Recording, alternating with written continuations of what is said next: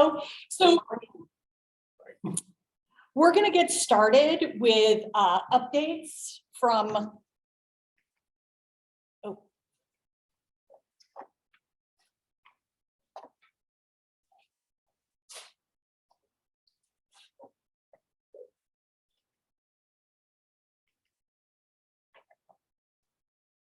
technical stuff. We're going to get started with updates as far as what's happening with Marilyn Cargill. And she is our Vice President for Marketing and Financial Aid Services here at Vsac. I may have gotten that title wrong because it's written down somewhere else. But Marilyn will update you, as well as Kirsten Bohm, who is the Head of Career and Education Outreach. Thanks.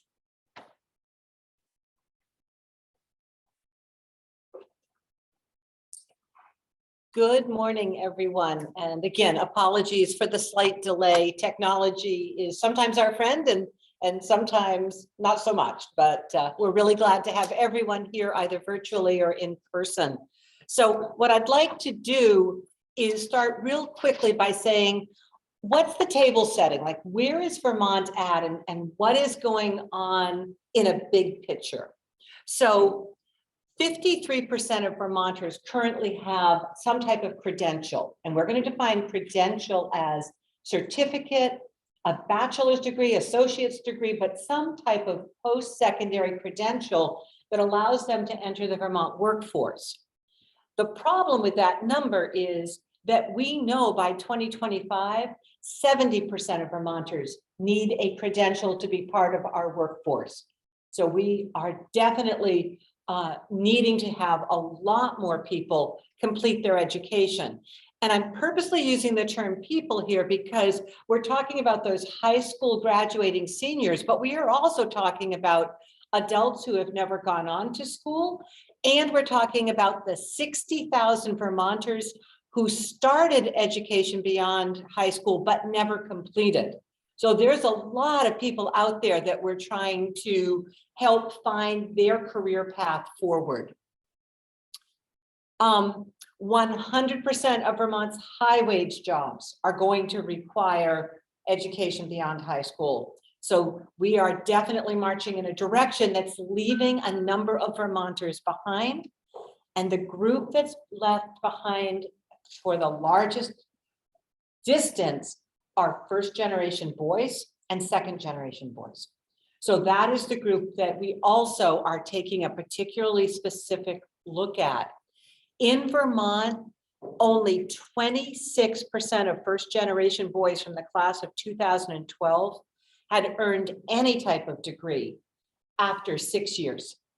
So that is a pretty staggering number when you think about where the jobs are at. Vsac has a number of services. I've got a few slides on a few of these, but I want to talk really briefly about some very important services that all of you, I hope, are familiar with, and if not, will be at the end of this presentation.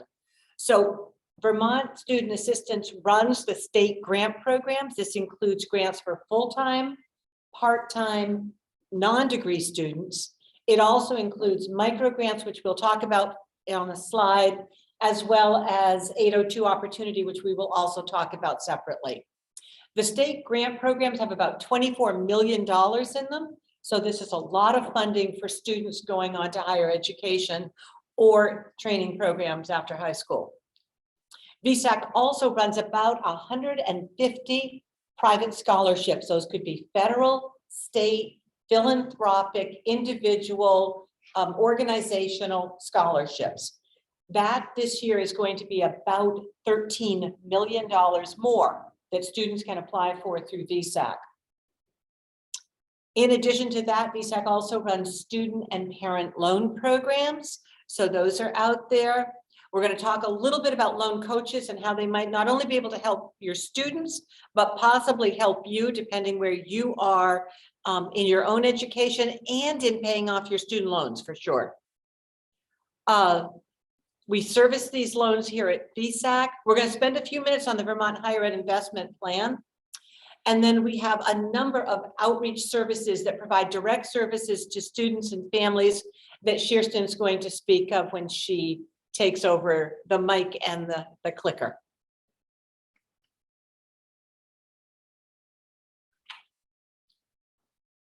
What just happened?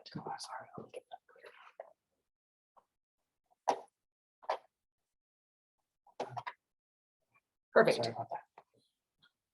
Chris is still saving us.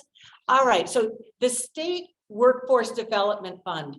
This year in the Vermont State Legislature, and that is the source of Vsac state grant programs. All of those are coming through the legislature. This year's entire focus was on workforce development. It was really clear that that's what they were most intent on, is how do we align our workforce with the education and training that they need and with the jobs that Vermont is going to have that are considered critical occupations. The first thing I want to spend a moment talking about is 802 Opportunity. 802 Opportunity is a grant program that was created by the legislature last year. This program allows any Vermonter with either student income if they're an independent, a single student, or family income if they are dependent or if that student is married, that is less than $75,000 to attend the Community College of Vermont tuition free.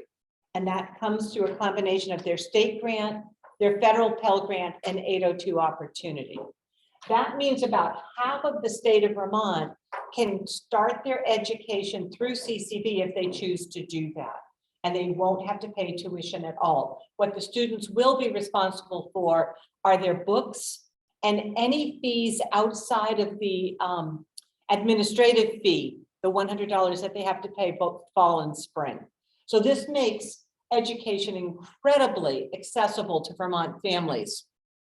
The reason that we are working with CCV is in large part because one, CCV has sites all around the state, so almost every Vermonter is within easy access of a Community College of Vermont site.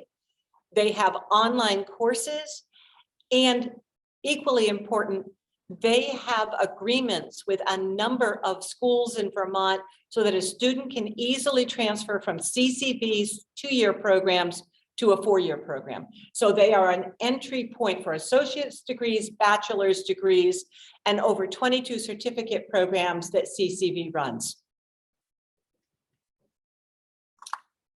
The next thing that the legislature was really looking at this year are interest-free forgivable loans. I just want to spend a moment talking about what that means, because these are relatively new programs in Vermont as far as the size of them. The programs have been around for a while, but they've been so small that there haven't been a lot of people that needed to understand what they were.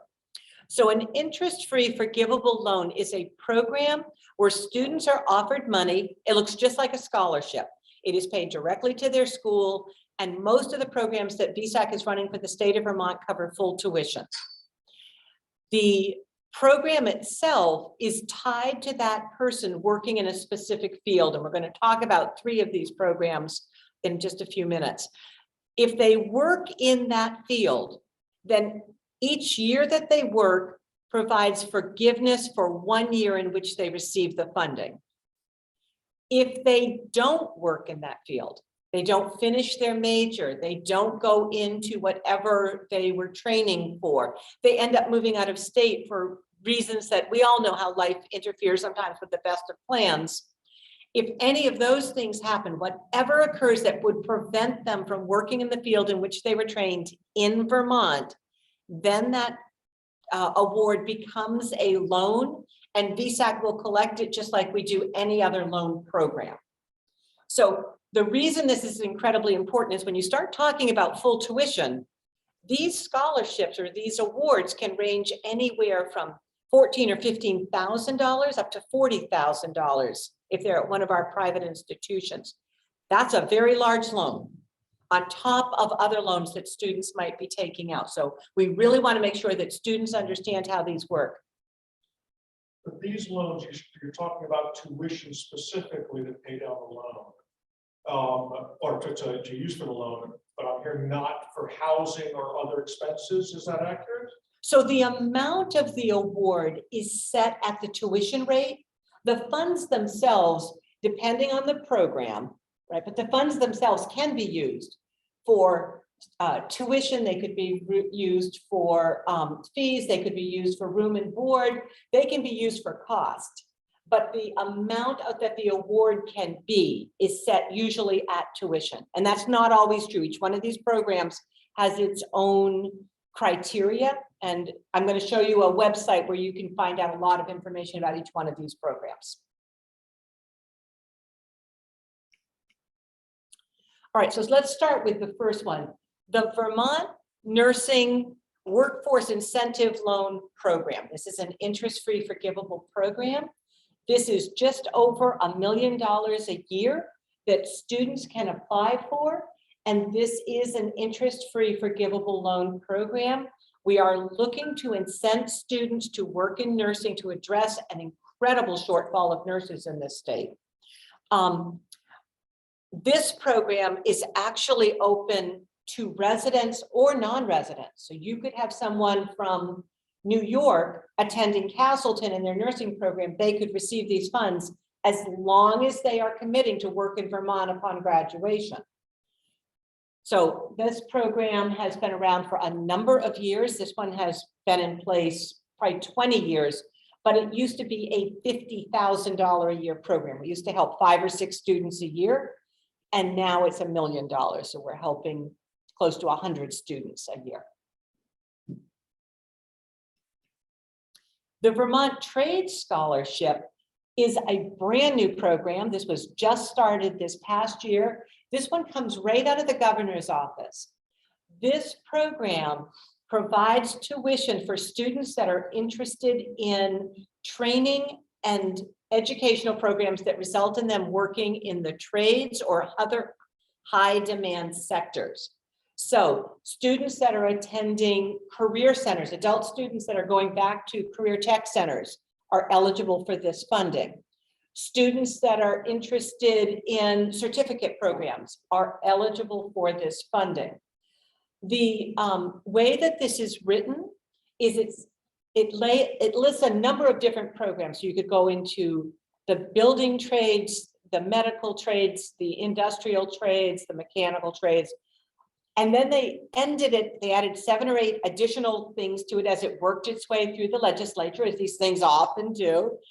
And then they added in other high demand sectors. So we do not use this funding for people that are in 4-year degree programs, but any type of training program or 1 or 2-year certificate or degree program are eligible for trades money as long as they are on the list of high demand sectors. When I asked the state of Vermont, well, what's a high demand sector? How would I know? They said it's easier for us to tell you what is not a high demand sector. That's how many jobs are really critically needing people to fill them right now in Vermont. So there's about 17 things that aren't. I can tell you 2 of them. One is funeral directors, and the second one is payroll clerks. I'm not sure why either of those things are true, but those are on the not high demand list. Pretty much almost anything is going to qualify for funding for this. So far, we've seen, hold on one second, Chris. We've seen people apply for construction trades. We've got people in welding. We've got people in help in programs like massage therapy. We've got people in cosmetology. They're like, you just start naming sectors, and I think we probably have someone right now. We have electricians and plumbers. We have all kinds of different sectors that are looking into this funding. Yes, Chris. One person had asked if law enforcement was included, but then a follow-up question had come up wondering if there was a list that was available to individuals. Yeah, the problem is even the state can't provide a list because it's so long. So what I would say is it's worth having a student make a phone call to Vsac so that we can take a look at the list, or to just go ahead and fill out the application. It's a pretty quick application, and we'll get back to you if that happens to be on the list of 17 that aren't being funded. But there's so little that's not being funded right now. Bookkeeping is another one at CCB that's a program. The only hesitation I have on answering the law enforcement question, Chris, is I think there's so many different paths to law enforcement, and I don't know if some of them are four-year degrees. If there are, they would not be funded with this money. But if there are one-year and two-year programs, then yes, that would qualify as well. Any Vermont residency requirements on this loan? Is there a residency requirement? There is not. There is not. Sure. Any opportunity for retroactive use of these loans? For example, at the tech center, we have adults currently educating for one-year technical program. But what if they already paid and didn't know about this?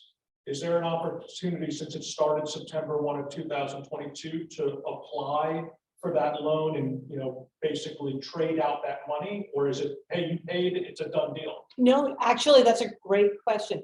So the student needs to be eligible. These are need-based programs. The eligibility is they have to earn $100,000 or less, or their family has to. But yes, if somebody applied, we're not checking to see if their bill is paid because we don't know. I mean, they could have put that on their credit card, which you and I both know would be a really hard way to pay for education, but we know students do it every day. If they are eligible for this program, as long as their educational program started on September 1st or later, they are welcome to apply. Okay, another one of these forgivable loan programs is, now this one's called the Scholarship Program for Prospective Childhood Educators. So I don't name these programs, we are just handed them to run. This is a program that runs exactly like the nursing and the trades program runs.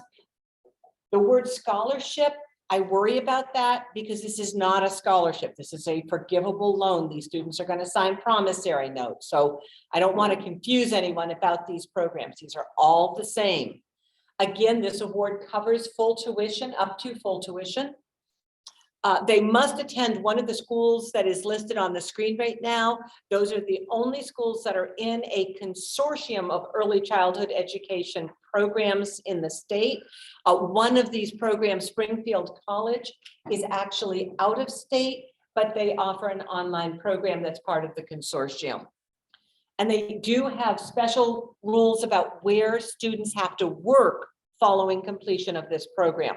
So anyone who is interested in that, again, we're showing you the Vsac website where you can get more information. Each one of these programs has a one-page fact sheet that you could print off to hand to your students or hand to prospective students to see if this might be a good fit for them. Okay, another program that I just want to touch on really quickly is the dual enrollment stipend and the early college stipend. This program is for students who are in high school who have received a voucher to take a dual enrollment course, or the seniors in high school who are doing early college for their last year of high school and their first year of college. Those students are eligible for a book stipend. It is $150 per semester, and that money can be used for books, transportation, or fees.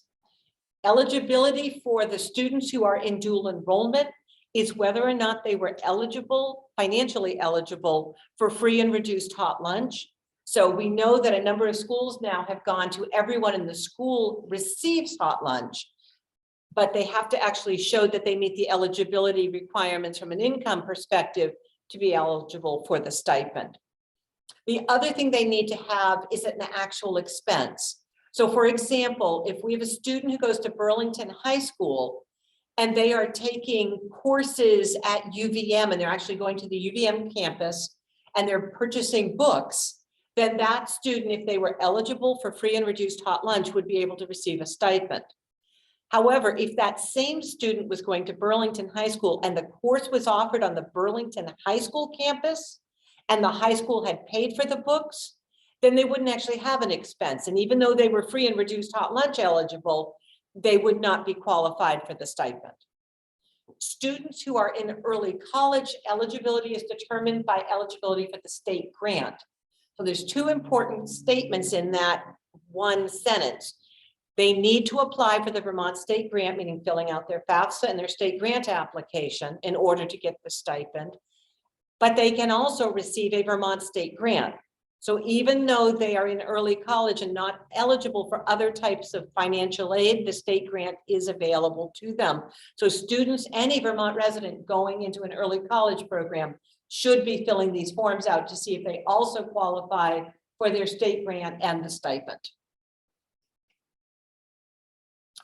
Emergency micro grants, very quickly, these are small grants, they're $400 a piece, and they are to help a student who has encountered a non-educational expense that is potentially going to cause them to stop out or drop out of school. So for example, an adult student who is commuting back and forth to college who blows a tire. And now they need to replace that tire, and maybe they need to replace them all because when they get them to the car dealership or wherever they're getting them changed, none of those tires are good. They can apply for a micro grant because tires are not considered a part of an educational expense. These have been used for food insecurity. They've been used for transportation. They've been used for technology. So not to purchase technology, but somebody's computer breaks and they need repair work done in order to be able to continue taking their courses. They could also apply for these funds. The way that you apply is either an outreach counselor nominates the student or someone on the college campus nominates the student, and it runs through their financial aid office.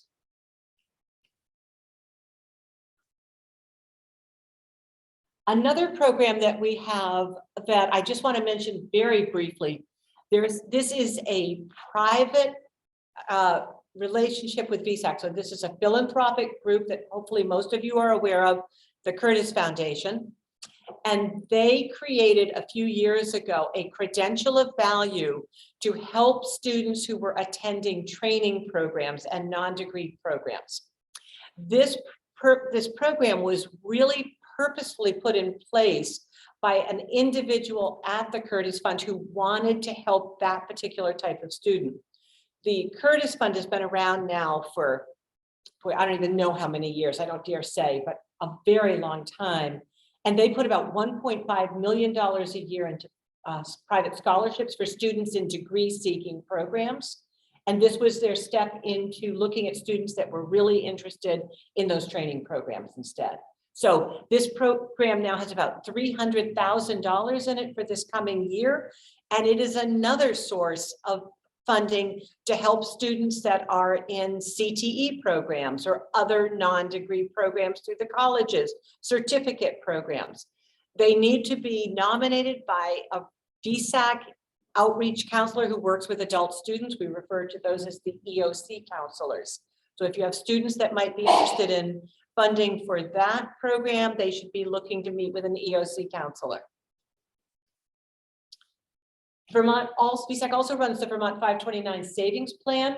Very quickly, this is the savings plan where we are encouraging families to save for their children's education. This program has been around just over 20 years. And as of this year, there's about $550 million, $533 million are in the assets. Another 312 have already been withdrawn to pay for higher education. That's telling you that $850 million has moved through this program to offset the cost of education for Vermont students. This program has been phenomenally successful. I want to mention really quickly Vsac loan services. So Vsac both originates and services loans, but what I want to talk about for a minute is the staff that we have. So Vsac brings our staff's knowledge to any Vermont resident, whether they live in Vermont right now, whether they borrowed from Vsac, it doesn't matter. If you have a loan question, you are welcome to call Vsac to try to get that information answered by one of our loan coaches. And where we've been spending a lot of time in the last month or so, couple of months, is the extended public service loan forgiveness program. So anyone that's working in a nonprofit organization should be looking into public service loan forgiveness if you have educational loans that you are still trying to pay off yourself, or your students should be looking into them. We are also helping students with the loan cancellation program. The rules on that are changing every single day. So we are trying to stay on top of that so we can give people as much information as possible. But we encourage families to reach out to us. Vsac also has a research arm, which is part of what I oversee. And this information that we get out of our research department is phenomenally important to the state of Vermont. It sets a lot of the policies that you see. So I mentioned earlier that gender really matters in the state of Vermont. We're seeing a significant difference between male and female students. Only 58% of first-generation boys even aspire to go to college. And as I mentioned earlier, only 28% of them had any type of degree after 6 years. So when you start plugging in those numbers, you're seeing how few of those boys are going on. For the first time ever, we are now seeing a decline in second-generation boys. And real quickly, what we consider first generation is a student whose parents did not go to college. What we consider second generation is a student whose parents, at least one of them, has a bachelor's degree. So that's what we are defining as first and second generation. What we've always seen is that the aspiration rate of first generation boys has stayed very steady. First generation girls, second generation boys and girls. Now, second generation boys are falling. So again, that may be something that you as school counselors are nodding and saying, that's not unexpected. You're seeing that as well. But it is surprising to us and it's concerning to us, right? Again, 100% of high demand, high wage jobs will require training beyond high school, and 70% of all jobs will. And we are seeing less boys going on for training beyond high school. So that's something we are watching really carefully. The other thing we're seeing is that students are reporting that their parents' aspirations for them is changing. So for many, many years, the question we ask students is, what is it that your parents would like to see you do? And the answers range from, they'd like to see me go on to college, they'd like me to go into the military, they'd like me to start work immediately, they'd like me to do what I think I would like to do. For a very long time, the majority of parents wanted their students to go on to school. We are now seeing less parents and students thinking their parents want them to do that, and an increase in the number of students who say they want me to do whatever I would like to do. Whether that's tied to this decline in second generation boys going on to school or not, we don't know, but we're seeing both of those things happening at the same time. Whoops, sorry, wrong way. All right, I am going to stop this right here and turn this over to Kirsten Bohm. Kirsten is the director of our outreach program and an expert on all things to do with students and families and how we try to get information services to them. No questions. Okay, all good. Wow.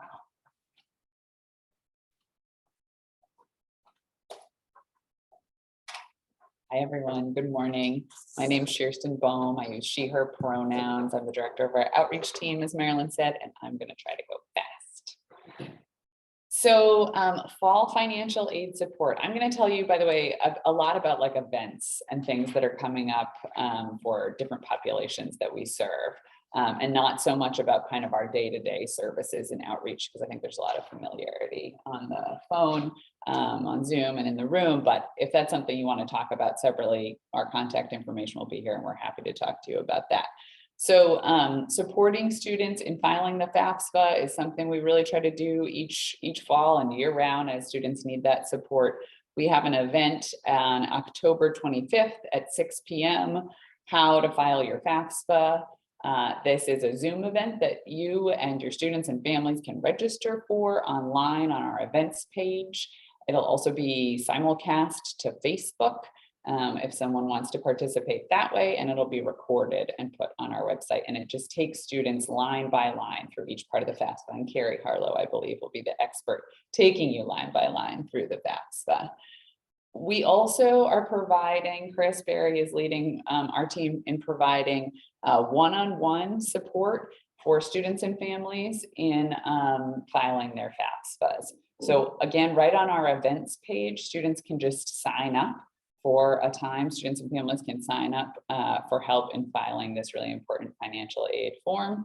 And they can do that via Zoom. They can do that in person here at Vsac, and they can do it via the phone.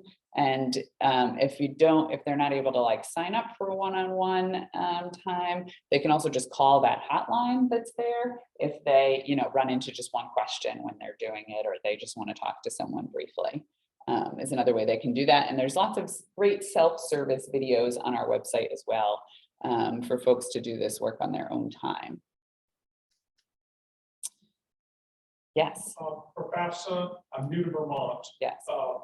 Does the state endorse we know earlier is always better, but does the state endorse a priority filing deadline of some sort? A lot of states do like March 1st. No, we don't have a priority filing deadline. It's always good to do it early, of course. And just to say another thing related to state work is that our counselors who are helping folks one-on-one can also, help folks if they've filed the FAFSA, now they want to work on the Vermont Grant or something like that, or we'll get them started. It might be too much to do both in one session, but it might not be, depending on how much information a family needs to put in. Yeah, sure. But universities in the state have deadlines, but some don't, right? Because CAF's involved in admission. So it doesn't, you know what I'm saying? But certain universities have deadlines when they have them.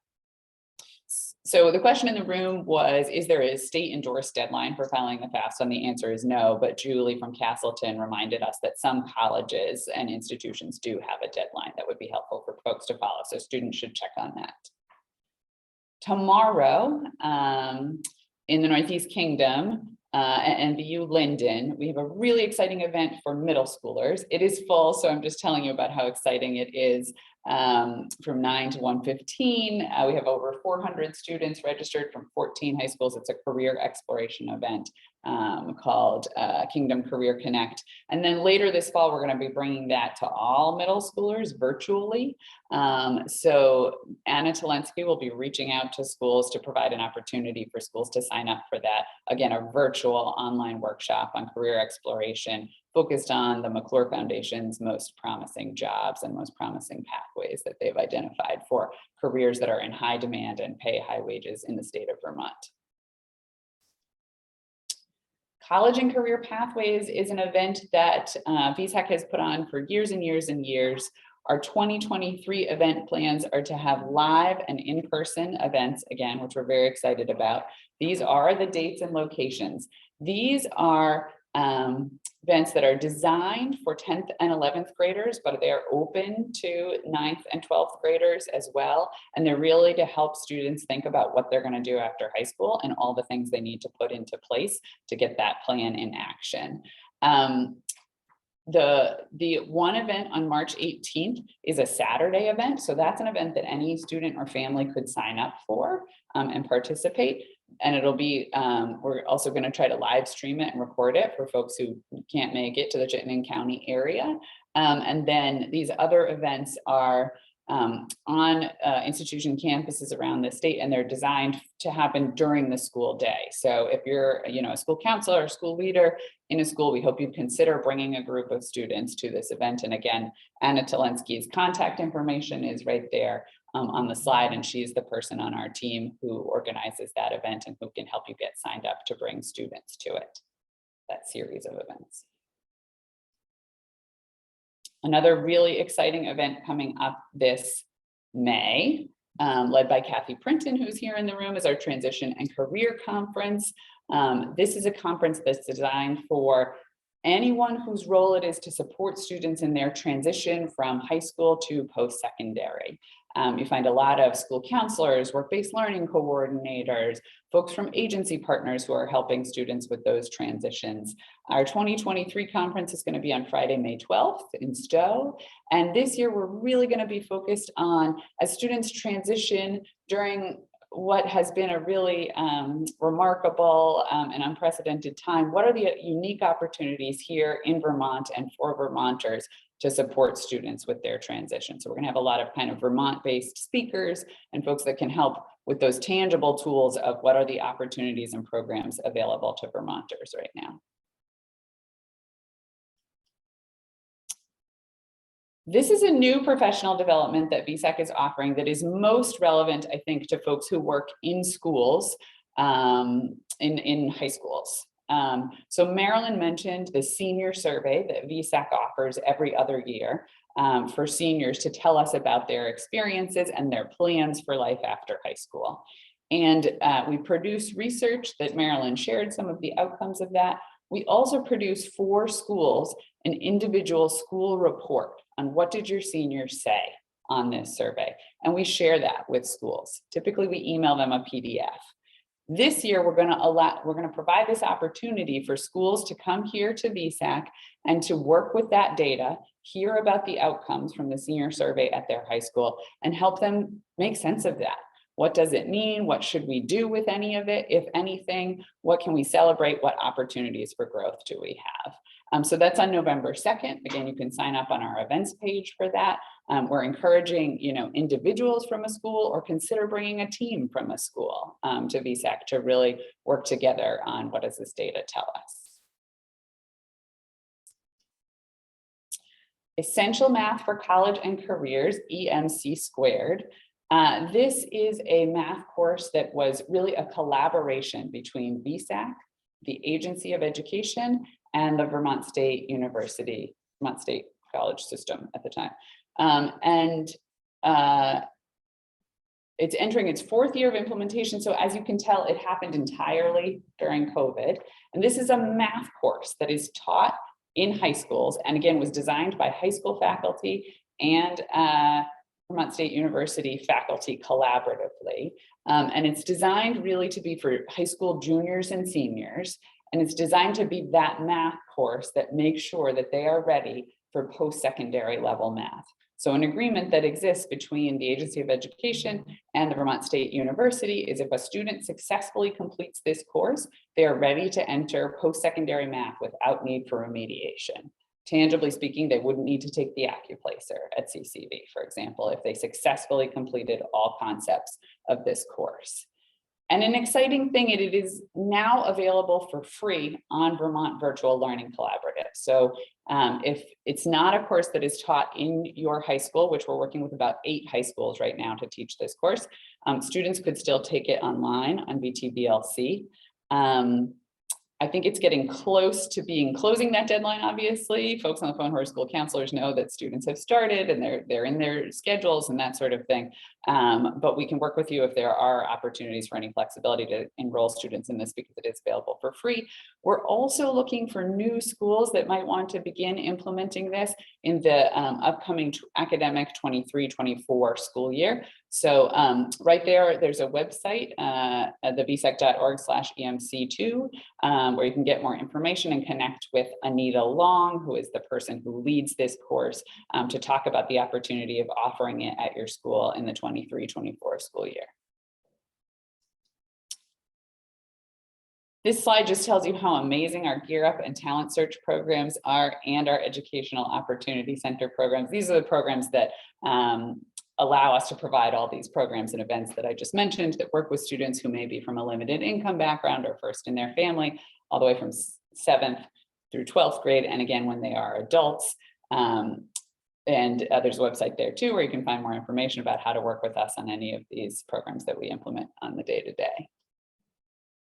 Our Aspirations Partnerships are different from our direct service partnerships in that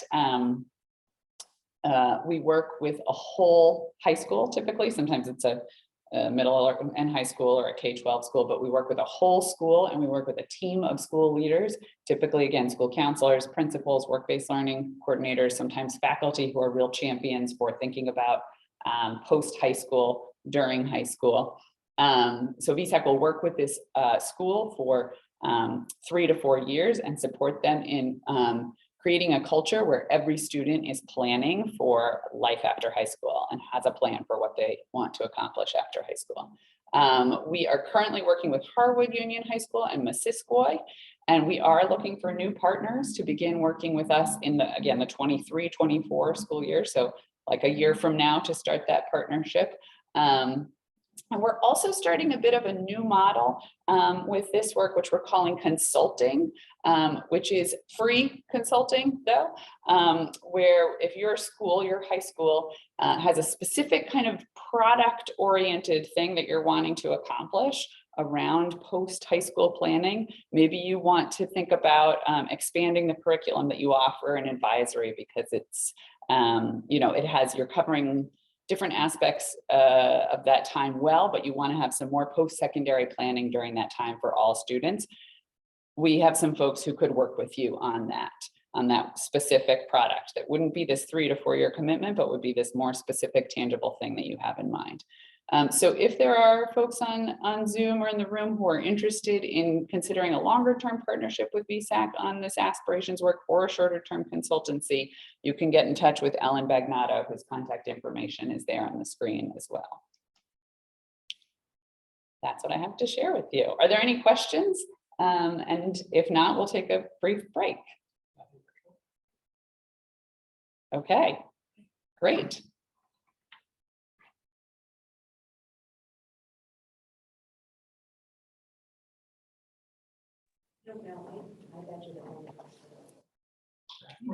If you add that question to Carrie, I'm going to be meeting with some folks with the state colleges over the next few days on this issue. Oh, shoot. Because it matters to be second where we award grants. Okay. So we're looking into this. Yeah, we're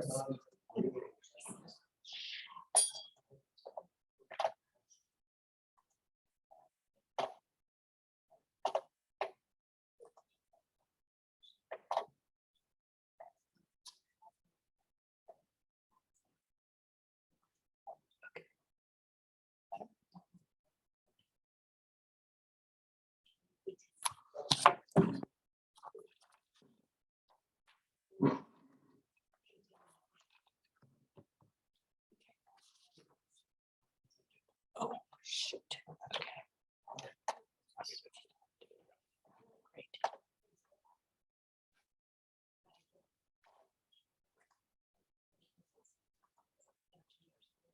That'll probably be temporary, right? All right, we're back. Hi, everyone. My name is Carrie Harlow. I'm a talent search counselor. I work with Vsac's Career and Education Outreach Program, and I work with students in Addison County, students who, my caseload comes from Middlebury, Mount Abraham, and Virgins, Union Middle and High Schools. And also I am joined today by Stacy King. She is remote, so she's not in the room, but she is in the room. And Stacy is one of our EOC counselors, a member of our Educational Opportunity Center programs, and she works with students in the Upper Valley. So we're going to get started with the second part of this presentation.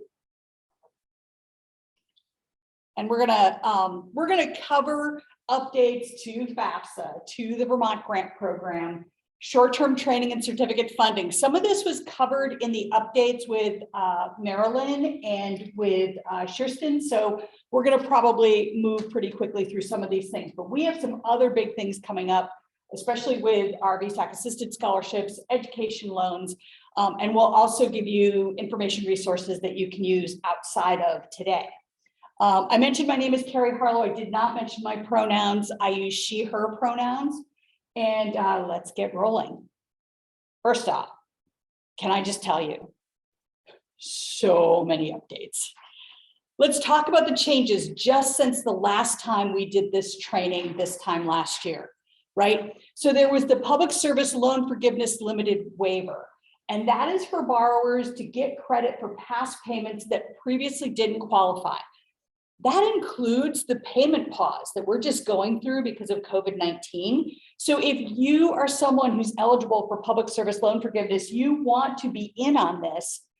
The expiration to apply is October 31st, 2022 for that waiver, so that you can, if you were working for a qualifying employer, get credit for times when you didn't make payments or you didn't make full payments. There were not one, not two, but 3 extensions to the federal student loan pause.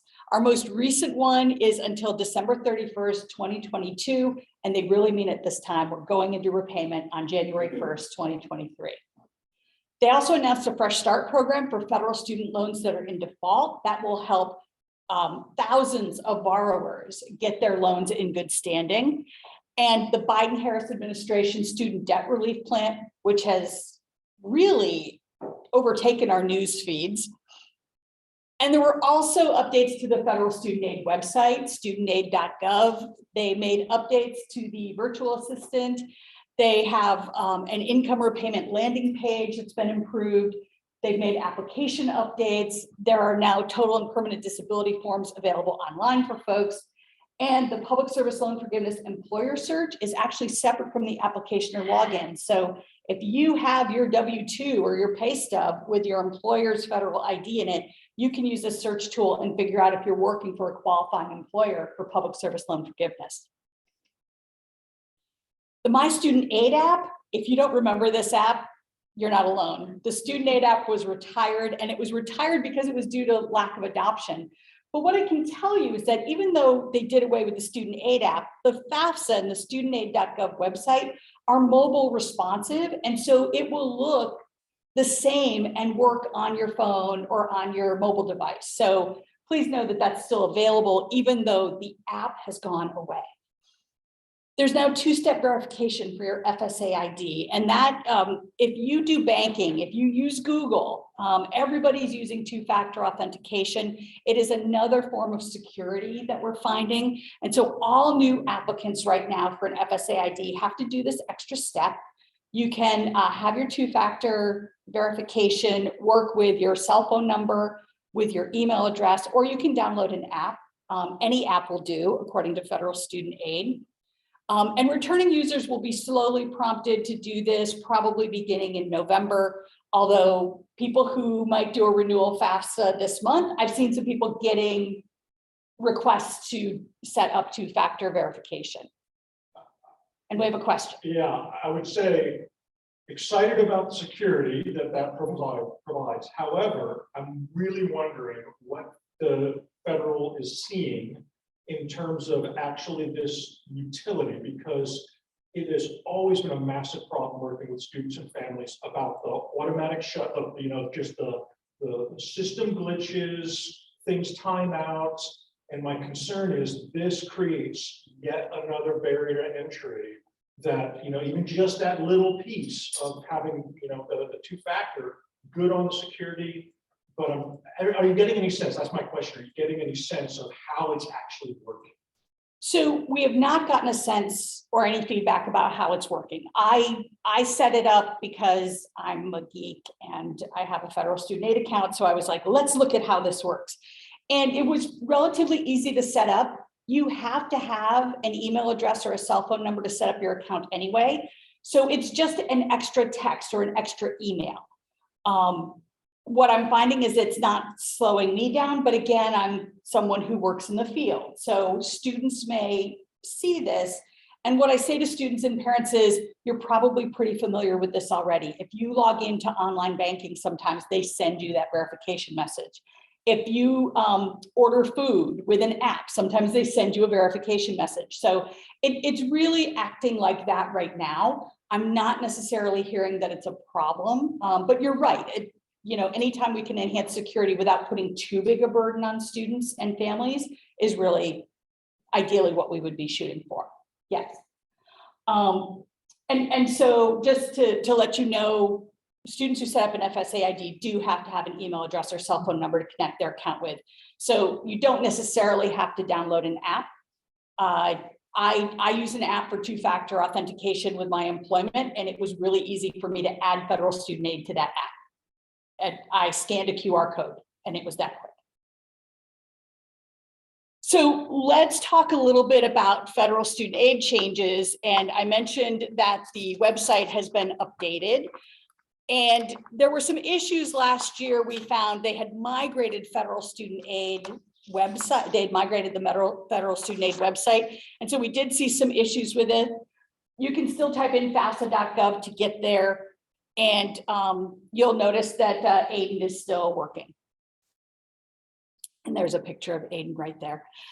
As you scroll down, you'll find the Fafsa announcements. There's information still there about if you think your family's financial situation has changed. We are still under the COVID-19 emergency. And so what that means for federal student aid is that financial aid people are working with families and students as far as helping them with navigating this process. There may have been income in the reporting year that is no longer available and open.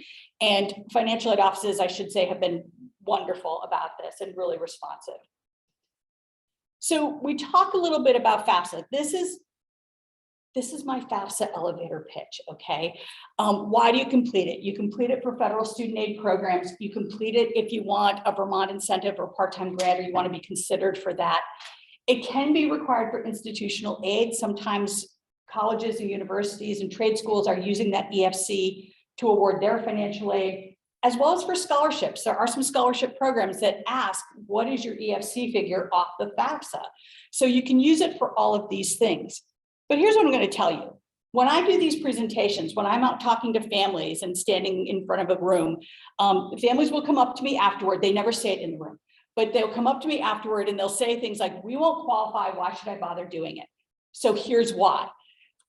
Federal student loans. If you want a federal student loan, which right now, if you show financial need, that loan can be subsidized so the interest can be covered while you're in school. You can be eligible for work study, institutional financial aid. There are some colleges that say, we want you to file a FAFSA and exhaust all of your options of aid before we dip into our money. And that's fair. In addition, communicating special circumstances to the college. If you have a change in family income, if you have a change in marital status, or you have extra expenses that aren't collected on the FAFSA is a just the facts document, as is the Vermont Grant application, to be honest with you. And so you're just reporting financial information, but if there's a deeper story to that, you need to file the FAFSA in order to have that conversation with the financial aid office. And what I will tell you, one of the things we learned during COVID was it was so much easier to have that FAFSA on file and then have that conversation than it was to find yourself in a situation, file the FAFSA, and then talk to the financial aid office in the Vermont Grant program. So that's my elevator pitch. This is why families should file a FAFSA. So there's two ways to file. I got to tell you though, using a computer or mobile device, more than 99%, like 99.9% of students who apply will file electronically, but there is a paper application for those who do not have the ability to file online. It's a PDF that you'll download and print. So a lot of times students who don't have internet access might be doing that at their school, for instance, because they don't have internet at home. And it can be downloaded from studentaid.gov. And we've got a comment here in the room. So yes. It also is helpful, especially for low-income first-gen students, to download the PDF and give it to the parents so they know what to expect when they get online, so that they're prepared for documents, prepared for questions, because it can be challenging to want to share those things sometimes in front of somebody else. So that's helpful. Yeah, thank you for sharing that. Printing off the PDF is really great sometimes for families to be able to gather up this information. I know for a lot of our communications, our posters, our forms nights, we have that information right on our posters, but having the PDF of the FAFSA is also really helpful. And the look and functionality of the website does allow parents and students working together, or a student working alone, or a parent working alone, to be able to file the FAFSA. And what happens is one person can start working on it, log out, and another person can log in. So the student can get started and then log out and have the parent log in, or sitting together, it's probably a lot easier. So when we do forms nights, I of course encourage my caseload students to bring their parents in to do it together. But the FAFSA here, you can see where it says, tell me a little bit about yourself. You can fill out as the parent filling out a FAFSA for the student. I want to mention this here because if you have a parent who has multiple children in college and they need to fill out more than one FAFSA because the FAFSA belongs to the student, we would recommend that they come in as the parent filling out the FAFSA, because when they get to the end, after they hit submit, parents can then say, I have another child applying, and they can carry over their parental information into a new FAFSA. But they have to work as the parent filling out a FAFSA for the student in order to do that. Oh, yes. So looks like there's a new one with the I am a preparer. And who specifically would qualify, and what does that process look like? Is that kind of like a tax preparer where I'm like a certified, or is that for a counselor, for example, working with a family? So a preparer, the way we define this, a preparer is someone who's getting paid to do this. So the family hires someone or the student hires someone to fill out the form. And it could be a tax preparer, because there are some tax preparer services that say, oh, for an additional fee or as part of your tax preparing fee, we'll fill out your FAFSA for you. That was a lot more helpful, to be honest, when the FAFSA was being filed at the beginning of the year, and as parents were filing their taxes, they had to update information. Now that the FAFSA opens on October 1st, that's in the past, and so we don't see that as much. But a preparer is really someone who's been paid. We get that question all the time at forms nights when we are helping families fill out the FAFSA, is should you put in your information? And the answer is no. We have families filling that out, and we're kind of talking them through it. And they're not paying us for it. By the way, the FAFSA is free, right? You can file a FAFSA for free. That the first word in FAFSA is free. And so while there are people who will pay to get help filing the FAFSA, this is services that we offer to Vermonters for nothing. This year, there's a demographic survey that's being added to the FAFSA. So there's a couple of questions that are dropping off. One of the questions that drops off is about selective service. They are no longer tying federal student aid to selective service registration. There's a question about drug convictions that dropped off, but they have added this optional demographic survey. We've checked on this, and the demographic survey is required to be filled out, but decline to answer is an option here. But federal student aid really wants to get a better handle on who's applying and who's eligible for federal student aid, and these are questions that haven't been asked before. I mentioned earlier about the COVID-19 waivers and flexibility. In this past cycle, the 22-23 school year that we're in right now, they actually provided relief from verification requirements. So families who had to verify family income, family size, number of students in college, they were able to be waived. And no matter where they were in the process, the verification process stopped. However, if colleges or institutions were seeing something that didn't look right, or they had conflicting information, they could still request information. They are still requiring verification for what are called tracking groups 4 and 5. And it's basically a person's identity or their statement of purpose for their education. And then professional judgment, there's continued guidance on that for as long as we're in this COVID-19 national emergency. And what they're saying is that they understand that colleges and institutions are making professional judgment decisions, and that information is not going to be used by the Department of Education to, it's not going to be used by the Department of Education to do a program review on the college. So if they're looking at a lot of professional judgments, they're not going to say, hey, what's going on here? And then there's additional use of information from the Department of Labor that people can, financial aid offices can use to adjust income for people who are still currently unemployed. So 2 important acts have happened with the federal government that have impact on financial aid. The first one was the Future Act, which came about in December of 2019. And that really talked about more of an automatic data exchange with the FAFSA and the IRS. It also talks about calculating and recertifying income-driven repayment plans and being able to confirm income for total and permanent disability discharge of student loans. But it's really about the relationship with the IRS and being able to get that information automatically. Working with that, The following year was Fafsa Simplification, right? And that means a shorter form with fewer questions. We're talking maybe 38 questions as opposed to 80 plus questions. So we're hoping that things will get a little bit easier for people filling out the FAFSA. The EFC will change into this thing called an SAI, because we all know, well, I say we all know, many of us know that the EFC, that expected family contribution, is not what families have to come up with, right? It's a starting point, and it's the decision maker for financial aid, like the federal Pell Grant and awarding work study and subsidized loans. But the EFC has not for a long time been what a family actually has to come up with to pay for college. So that's going to change into this thing called the student aid index. It's the thing that student aid is going to be based on. And they're going to change the way the student aid index is going to be determining how people qualify for the federal Pell Grant.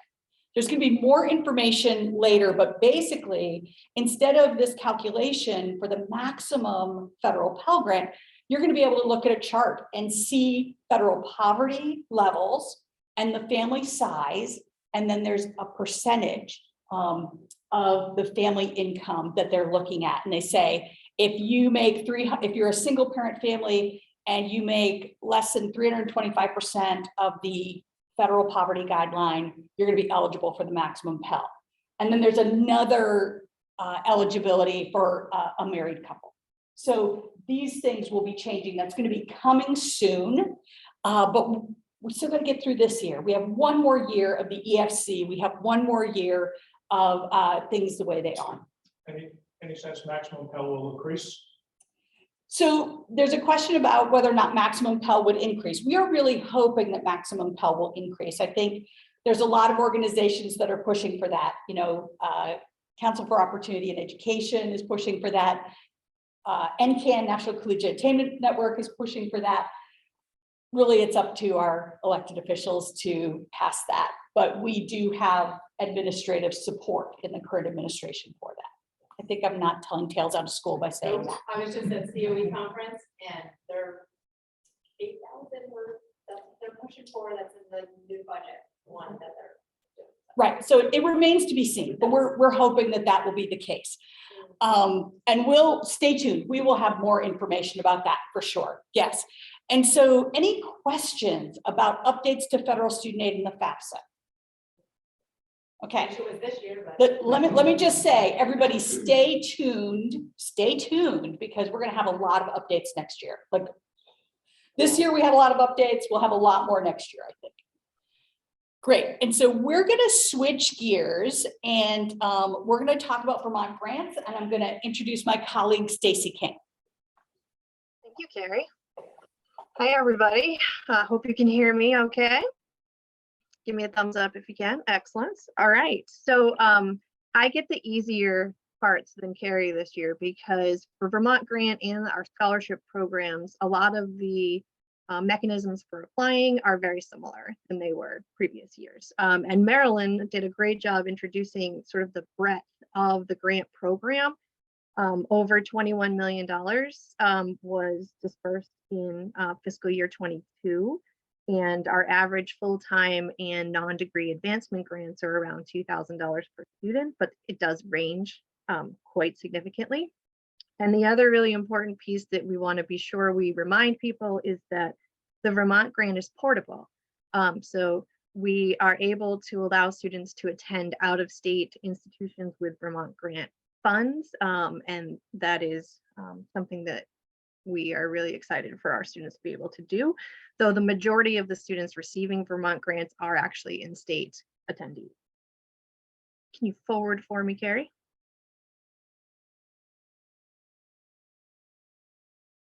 Thank you. The term Vermont Grant can be a little confusing at times. We have multiple types of grants in the state of Vermont. When we talk about the Vermont Grant, most commonly we're referring to the degree grant, and that can be full-time or part-time. And we put the little bullet in to remind all of our attendees that early college students who are doing their senior year of high school and their first year of college simultaneously are eligible to apply for and be awarded Vermont Grant based on income. So they do have to complete the FAFSA and the Vermont Grant to be eligible for that. And then also the 802 Opportunity Grant, which Marilyn did an excellent job of describing, helping the families who are making $75,000 or less as reported on their FAFSA make up the difference between Pell Grant, Vermont Grants, and the remaining tuition at CCV. We do also have the Vermont Advancement Grant, which some people may remember as the Vermont Non-Degree Grant. And so this is for non-degree work, continuing education coursework, or for things that are not Title IV or not college, such as an LNA or a CDL, commercial driver's license. And the microgrant program that Marilyn talked about earlier. And that I don't know if she covered the total numbers, but we have awarded over $70,000 to students who are experiencing emergency events that could have potentially had them leaving their programs. Excellent. So very similar to previous years, the degree grant application will be available October 1st, or was available. I'm not really ready for it to be October yet. But we do want to remind the participants, clients, or students that you're working with to choose the correct year that they want the money for, because 22-23 will remain up for those students that will begin their program later this year. October 1st, the 23-24 opened up for students that are going to begin next year. Two ways to apply for the Vermont Grant, degree grant. You can do it directly from your FAFSA confirmation page. There's a link that says start your state grant application, or a student can do it separately or at a different time before or after the FAFSA by going to vsac.org, clicking on the My Vsac button, and then either creating their My Vsac account if they don't have one, or logging in if they already do. There is an uploader within the Vermont Grant system, the My Vsac system, where you can upload taxes, W-2s, or worksheets if anything is requested. And then the special circumstances, including any impacts from the pandemic, will still need to be communicated in writing to the grants program. That can be done via email or by letter, by paper. And we are anticipating that the awarding for 23-24 will happen in April, which is our typical timeline.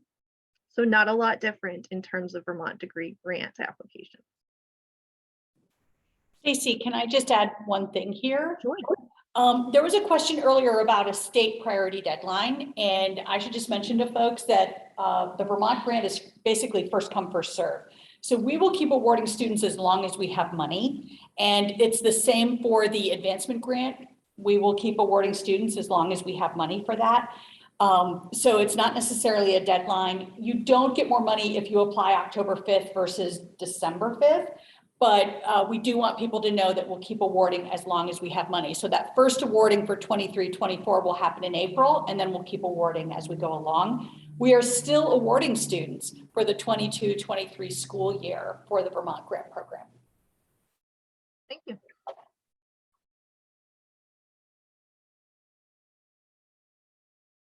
One thing that's not new for this current year or the 23-24, we began auto renewal for Vermont degree grants about 2 years ago. But if a student has completed a 22-23 Vermont grant application and been awarded, then in 23-24, when they file the FAFSA, that data will return to Vsac because they are a Vermont resident, and they will auto renew the Vermont grant. Places that students may want to be aware of, or if you're working with clients, participants, or students, if the parent on the FAFSA needs to change in terms of where the student lived, if the student's dependency changed because they got married, had a child, other reasons, if they're a advanced degree student at UVM Medical or a veterinary student, or if they applied for a Vermont grant in 22-23 and were denied, such as for residency, they do want to submit again because the auto renewal will just repeat what happened in 22-23. So if there's a change in circumstances, they do want to go ahead and apply for a Vermont grant. This is an example of what a student might see if they were attending CCV and had applied for their FAFSA and Vermont grant. They didn't do a separate 802 opportunity grant application. It's not needed. It's just part of this process. So you can see the student had completed their FAFSA and their Vermont degree grant application, and they were awarded a state degree grant, but then the 802 opportunity grant kicks in to cover the remaining tuition and the $100 registration fee for that student that meets the income criteria. The FAFSA Vermont Grant completion tool is also not new, but we want to reiterate how useful this tool could be for schools. This is available to any Vermont high school that signs a memorandum of understanding with Vsac. The high school creates basically their own My Vsac portal and uploads their senior class information. And in the report that the high school can see, they can know for every student that they have uploaded whether a FAFSA was received, and if so, when it was submitted and processed. If there's no date, the FAFSA is not on record as having been submitted. It will also say whether a Vermont grant application was received, and it will say if a student was selected for federal verification. This can be a really useful tool for helping students either identify potential additional grants opportunities that they, or additional federal financial aid opportunities that they haven't applied for. Also, you could use it to target a small group or workshop for students that have completed one or the other, but didn't do both, or perhaps have been selected for verification and they either don't realize that or maybe need a reminder that there's additional paperwork once you're selected for verification. This tool does not give any income information at all. It's just, was a form submitted, when, and when was it processed? It'd be really useful. The Vermont Advancement Grant we talked about a little bit before is for either non-degree work as continuing ed students in college or for non-college types training. We will continue to accept applications for this current 22-23 year until funding is exhausted or until the next year begins. The next year will begin on July 1st, 2023, and we're expecting that application to be available in May. It may be available earlier, but typically it's about a month ahead. And the student will apply in the same place at their My Vsac portal, create one if they haven't. We wanted to put a reminder in here that for students who don't remember their My Vsac information and or it was created by a helpful parent who didn't share that information, to not create a new account. They need to request to reset their password. It's just tied to their email. And if they can't get in, there is information on contacting Vermont Grant, who will help them get in. Do we have any questions? That's okay. I'm sorry. Yes, so maximum, just a reminder, there's a maximum of 2 state grants of any kind in a given year, whether it's advancement grant, degree grant, part-time, full-time. And that the advancement grant application, the advancement grant funding limit has significantly increased in the last 2 years, up to a max of $7,500 in a year, not 75,000. All right, questions on Vermont grants?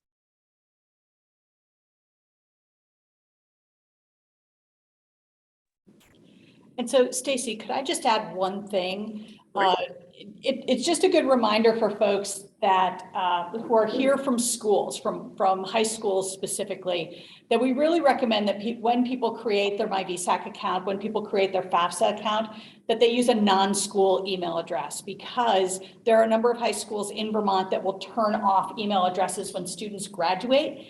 And for many of these students, it's not a one-year program that they're going to be in. They need to continue that. So we really strongly recommend that when people are creating their Fafsa and My Vsac accounts, that they use a non-school address.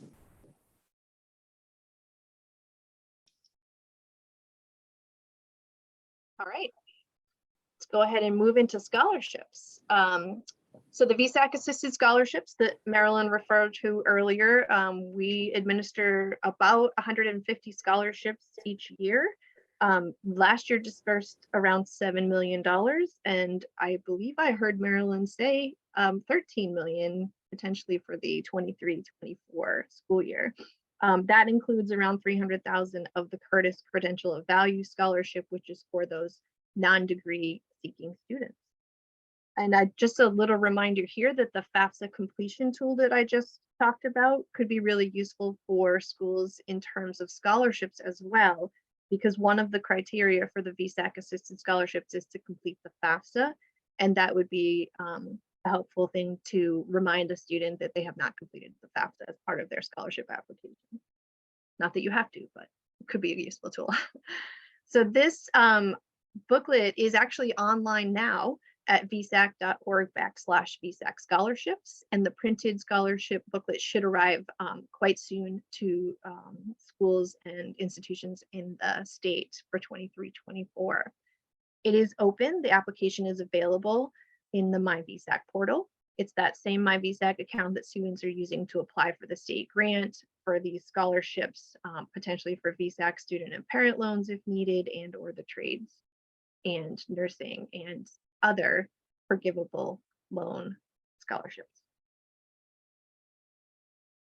The deadline for the 23-24 cycle is February 15th, 2023, midnight. All the application and all supporting materials have to be postmarked or uploaded by midnight that day. And for schools that are working with students that are saying that they're going to apply, but have not yet submitted their unified scholarship application, schools are not able to upload items to that student's portal if the student has not done their part. However, a school can certainly put the materials in the mail and have them postmarked before that deadline and feel like they have done what they could to support that student. It is a two-part process. The student needs to complete the unified scholarship application, which is a standard application in terms of demographics, what school are you going to, what major do you want to attend. Let's try that backwards, but you know what I mean. But then there are also required documents that must be uploaded. And as I said, the FAFSA is one of those required documents, and that FAFSA completion tool can be helpful for schools to be able to let a student know that they still need to do that. There are some additional scholarships through Vsac. That's okay, Carrie, you can move forward. Those additional scholarships are not deadline dependent, so they are not tied to that February 15th deadline. That includes the Curtis Credential of Value Scholarship that we've spoken about for students that are pursuing programs that are not necessarily a degree. And the student would meet with an EOC counselor to be considered for one of these scholarship nominations. And they also need to apply for an advancement grant or a Vermont grant, but not necessarily be eligible for those grants. And as Marilyn reviewed, we have a number of 0% interest forgivable loan options now, including early childhood nursing, the trades, which is very exciting, the Vermont State Dentist Program, which can be a significant resource for students, as well as the Vermont National Guard tuition benefit. All of those 0% interest forgivable loan programs are accessed through the My Vsac Unified Scholarship application, but the deadline does not apply. Great, and we have a question here. Go ahead. It's my understanding after reading through the booklet that these scholarships can be used for schools outside of Vermont, correct?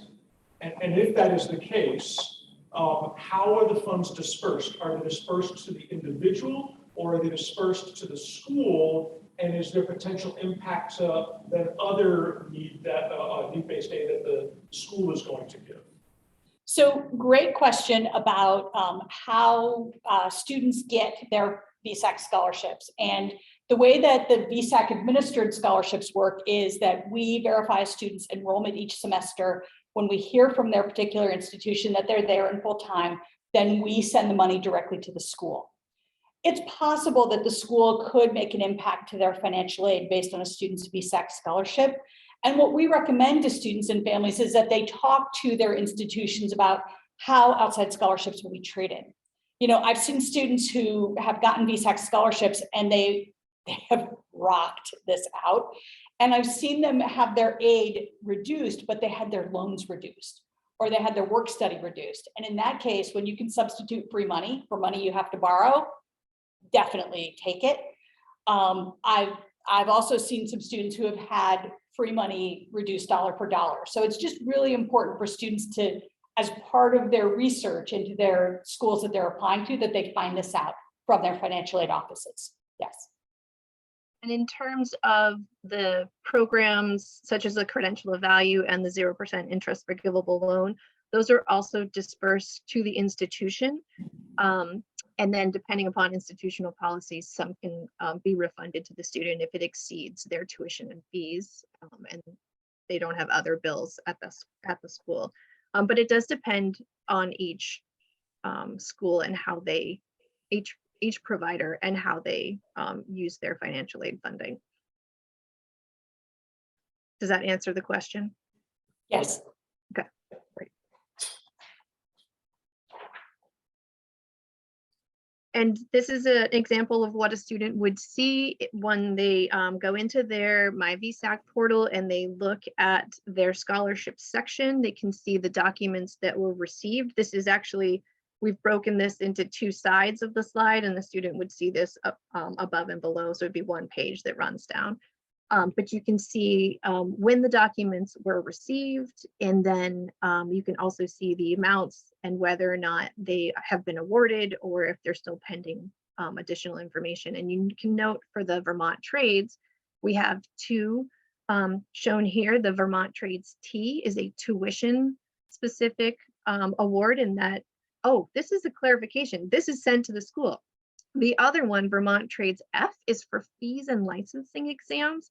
That money is actually sent to the student, because if the program does not administer the test or the licensing exam, then the student gets the funding to pay for it themselves outside of school. That is one of the ones that is sent directly to a student. A micro grant is also sent directly to a student. Thank you, Stacy. Sure. We have some other new funding we don't have. There are other new funding opportunities that we just wanted to highlight. We can't cover everything that is available throughout the state. Some of the ones that we wanted to make note of is the Mcclure Promise for Free Early Degree. This is an extension of the early college Mcclure Promise program. For students that are in Vermont high school classes 2022 to 2026, when they have done early college at CCV, their senior year of high school, they then are supported for that second year to complete their degree. And the students do have to apply for federal and state aid, so the Fafsa and the Vermont Grant, and they can certainly work with us for additional scholarships.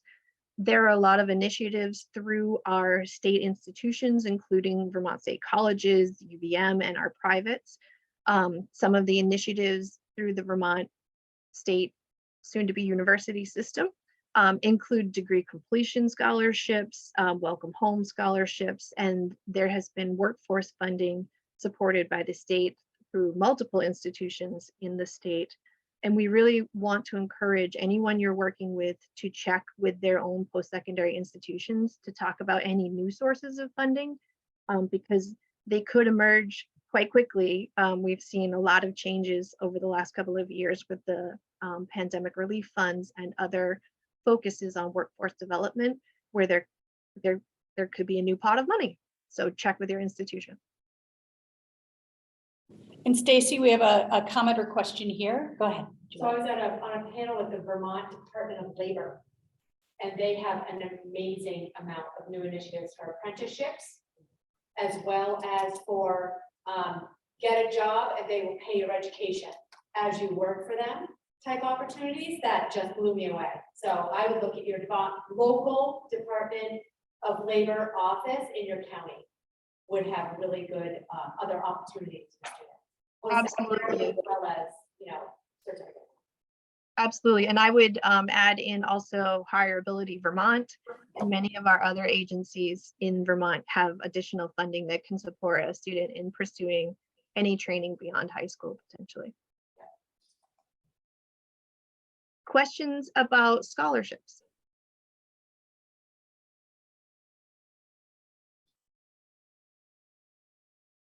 All right, excellent. I'm going to pass it back to Carrie. All right. Let's dig deep into talking about education loans, shall we? First off, no presentation about education loans is complete without talking about what the current interest rates are.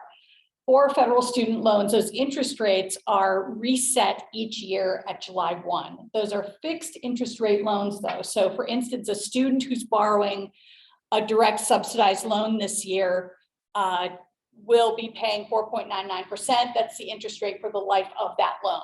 But they may have had a different interest rate for the 21-22 school year, and they will probably have a different interest rate for the 23-24 school year.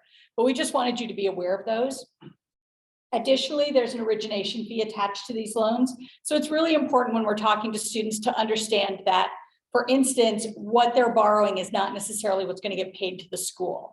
So the first year, the limit on the federal loan is $5,500 for a dependent student. Actually, $5,442 is what gets paid to the school. So when students are planning things by the dollar, it's really important to keep those fees in mind. It's also important for parents who are borrowing that direct plus to know that 4.228% is withheld as an origination fee. We wanted to talk a little bit about student loan options. We recommend that students accept their federal loans first. Those tend to be the best interest rates, but also they tend to have the most benefits. And so we say accept federal loans first, and then shop around for those non-federal loans. So Vsac is a lender of non-federal loans. We have the Vsac Advantage student loan.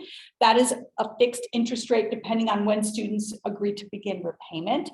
The lower interest rates, of course, are more aligned with beginning immediate repayment or paying immediately on the interest accruing. And then the highest interest rate that we have is for students who want to let that ride until they get done with school. But other non-federal loans will have different interest rates. They will have, you want to research whether it's variable or fixed. We want to encourage students and families to compare loans. The other thing we want you to keep in mind is that just like shopping for a mortgage or for a car, if you want to, you can do multiple applications for non-federal student loans. If, for instance, you're not happy with an interest rate that you've received or a repayment term that you've received, you can also reapply someplace else to get a better interest rate, and it will not affect your credit score. So we recommend that pretty strongly because there are some lenders out there that will send you a really nice flyer about a teaser rate. I currently have a senior in college. We get those every year. And there's this great teaser rate, but then when you end up applying, as low as 2.something% becomes much higher. So keep that in mind, please. Parent loan options. We want students to, we want parents to consider their options as far as interest rates and repayment terms. The Federal Plus loan currently has a 7.54 interest rate for people borrowing for this school year. And so parents may find a better deal elsewhere, and we want to encourage parents to shop around for that. Including with us, we have the Vsac Advantage parent loan that's available. I should mention our student loan requires a cosigner, and many non-federal loans do require a cosigner for students to borrow. The parent loan is one that the parents will borrow, and if they have good credit history, they'll be just fine. They don't need a cosigner generally. I want to talk for a minute about the student loan acknowledgement. For those of you who have been with us for a couple of years and heard us talk about this, the student loan acknowledgement is really helpful because it talks about how much a student has borrowed cumulatively. And they can see on their computer screen how much they've borrowed, what their monthly payment will look like. At one point in time, federal student aid said completing the annual student loan acknowledgement was going to be required as something that students had to do in order to receive their federal aid for a given year. The Department of Education has now backed off that. They have said they've delayed it a number of times, and now they have said it will no longer be required for this year or for any year at this point, and it will only be optional. But it's on studentaid.gov, and we do recommend that students get a chance to look at it. You can run scenarios as far as what your monthly payment will look like if you did a graduated repayment versus a standard repayment or an income-based repayment. So it's really helpful. It's still there, it's just not required.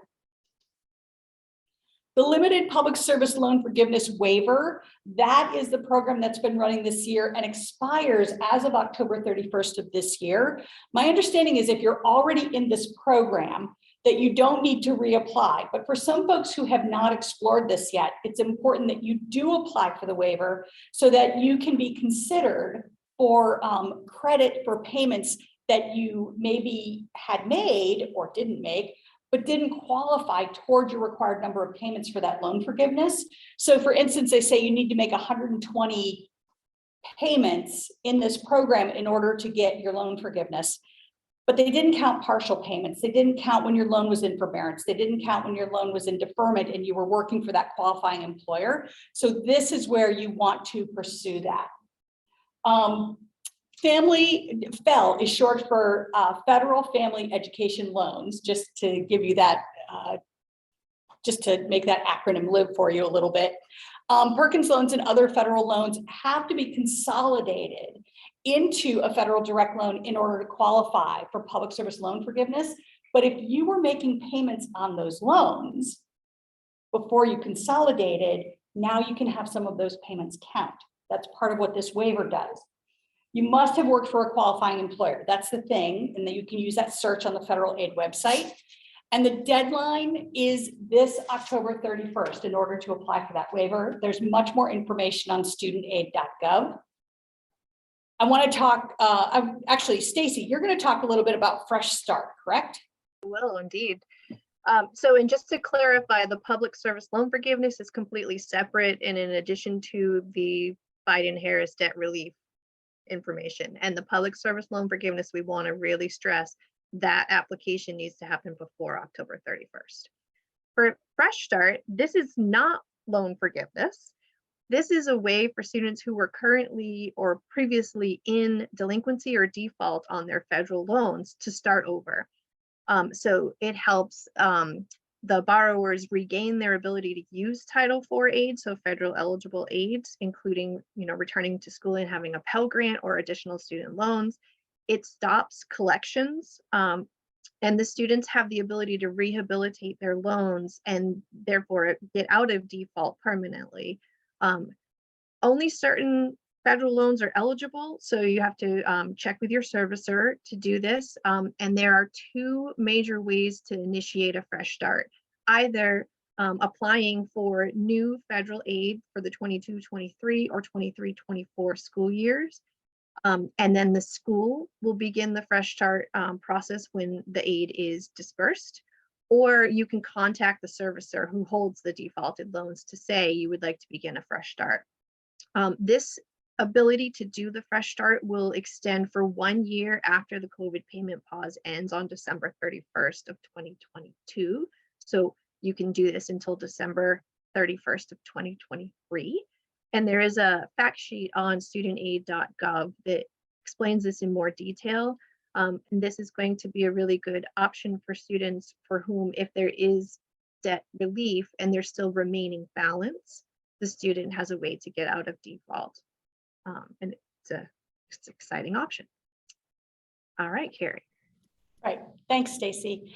And I should mention that the fact sheets that we're talking about and the links that are on these slides, if you look at our slide presentation on the Vsac website that got shared with you, you can click on these links and it will take you to the live page on studentaid.gov. So there's a fact sheet for the previous one as well, the student loan forgiveness. I think, let me just, oops, sorry.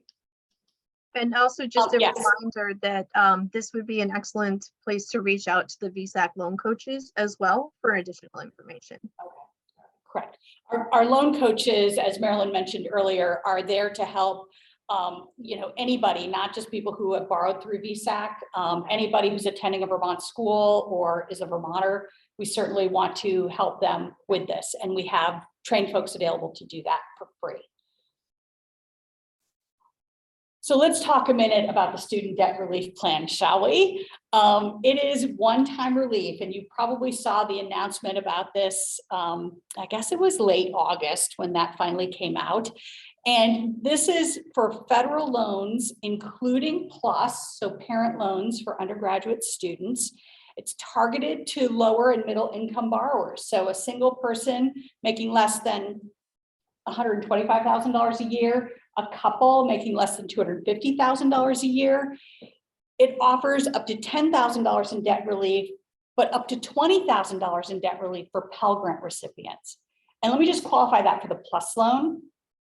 The borrower has to have been eligible for a Pell Grant. So if the holder of the PLUS loan had been in school and been eligible for a Pell Grant, they can get up to $20,000. If they had not, if they were not a student previously, they just have a PLUS loan, even if their child that they borrowed for had a Pell Grant, they're not going to be eligible for up to $20,000. It has to be attached to that borrower specifically. So we talked about that most federal student loans are eligible. There was recently some guidance just last week, and you heard Marilyn mention earlier, like this is changing as we speak. This is a rapidly changing landscape. Last week, it was announced that holders of FFEL loans, so those the federal family educational loan programs, were not held by the Department of Ed. They were held by lenders like Vsac or Mohila or Navient or someone like that. If they were being held by a non-Department of Education servicer, then they were not going to be eligible for this debt relief unless they had previously consolidated those loans with the Department of Education. Now, that said, federal student aid in their announcement said that they were working on ways to find borrower relief for these folks, but you may have seen on the news that not everyone is qualifying for this debt relief program. There's more information. There's a great FAQ that they've been updating pretty regularly on studentaid.gov. And so you can find more information there. We are expecting applications will be out sometime this month. And what we can tell you is that borrowers want to apply by November 15th if they want their loans to be relieved before they begin repayment and interest accruing after the pause ends December 31st. So if you want to get this done, you want to do it by November 15th in order to have that done. But the final date to apply is actually December 31st, 2023.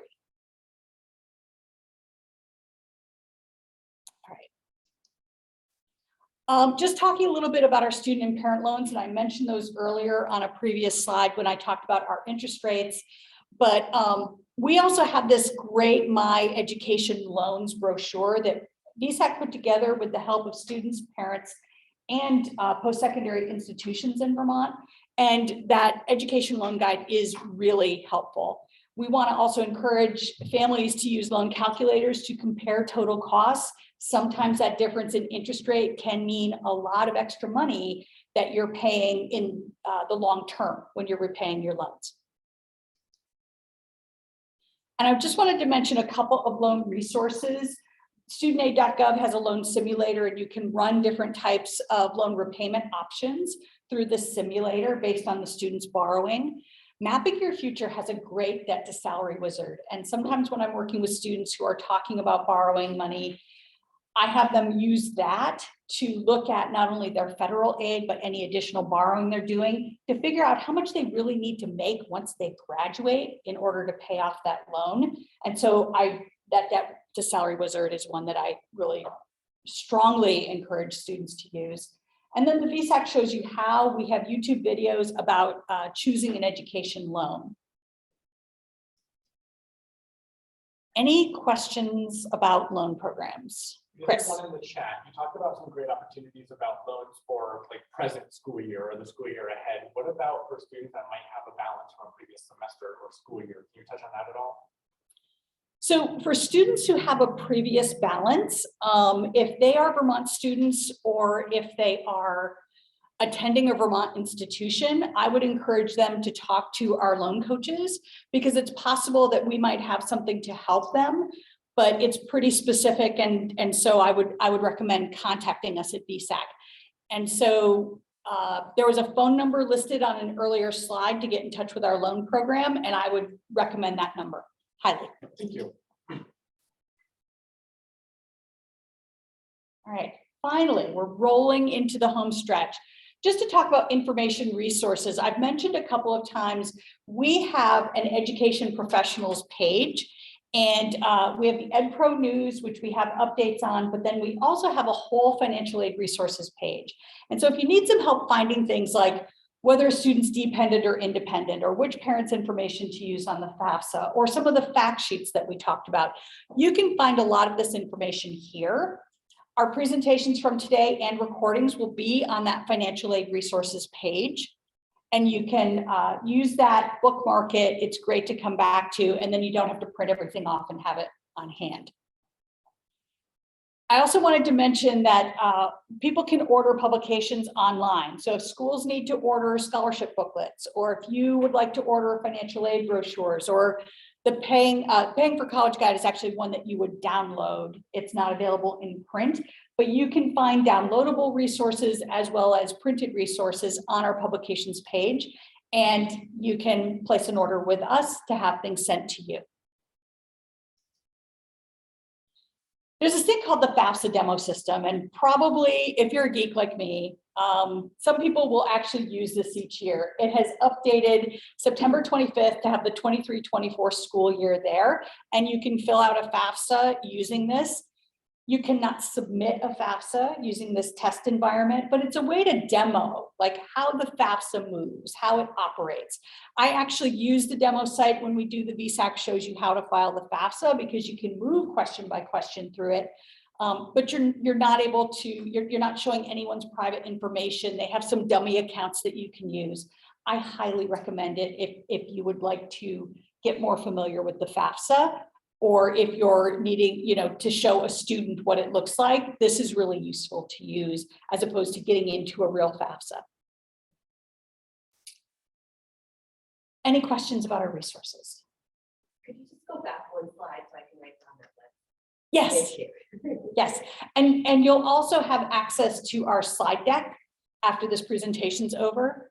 So you'll be able to find that there. If for instance, you wrote the ED and is like, is that an ID or an ED?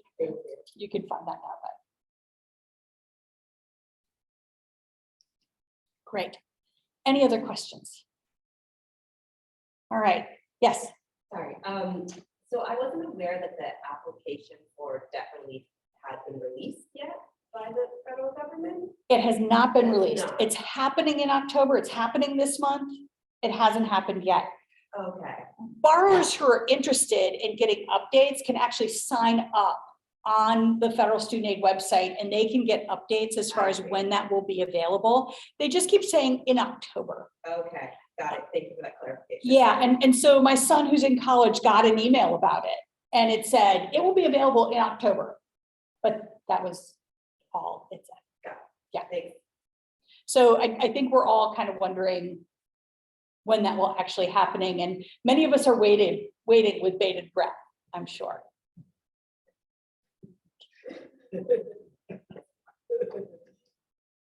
Great, and here's the contact information for Stacy and I if more questions come up, or if you'd like to check in with us, right, Stacy?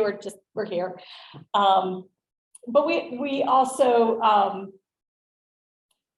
believe very strongly that you as education professionals sometimes have a lot of questions. We're happy to help point you to where the resources are, or sometimes if we don't know an answer, if it's something very specific, we can find and use our resources here at Vsac as well. And we want to thank you for being patient with us and being online with us. Depending on the clock I'm looking at, you've either been very patient with me going a minute over, or we are ending directly on the right time. But thanks very much for attending today, and I'm sure we'll see you possibly in our travels.